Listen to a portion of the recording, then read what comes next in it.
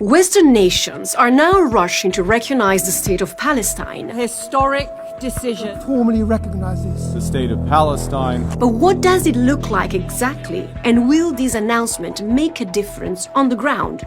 Let's look at the map. Past diplomatic efforts have outlined a Palestinian state in the West Bank and Gaza as things existed in the early 60s, with East Jerusalem as its capital. But the West Bank has been under Israeli occupation since a war in 1967. Since then, the contiguity of Palestinian territory has been increasingly fragmented by the construction of hundreds of Israeli housing units. These settlements are illegal under international law, and they have sharply expanded since the war on Gaza.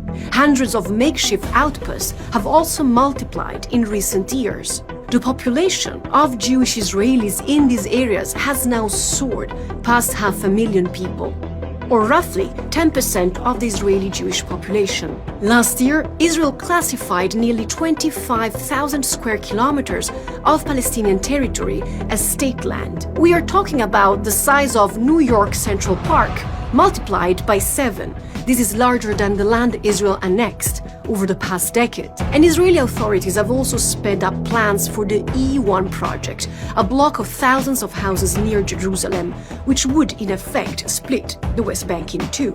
הם ידברו על החלום השקרי הפלסטיני. אנחנו נמשיך לבנות מציאות יהודית מגשימה. המציאות הזו עוברת סופית את רעיון המדינה הפלסטינית. פשוט כי אין במה להכיר ואין במי להכיר. And then there are armed settlers, often protected by the Israeli army, who attack Palestinians by setting their homes on fire, stealing their livestock and vandalizing their olive trees, all to force Palestinians out of their homes. The International Court of Justice ruled last year that the Israeli occupation is illegal and should end its unlawful presence as rapidly as possible, including removing settlements and forcing settlers out. But that has not happened. Gaza, meanwhile, has been made uninhabitable by Israel's war as Israeli forces push deeper into Gaza City.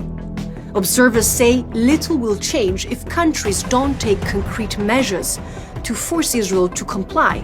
And in that regard, the record of Western countries is pretty weak. So far, almost no one has stopped selling weapons to Israel, suspended trade agreements, or imposed meaningful sanctions. So while there have never been more countries recognizing Palestinian statehood, the reality on the ground is that Israel's grip on Palestinian territory has never been tighter.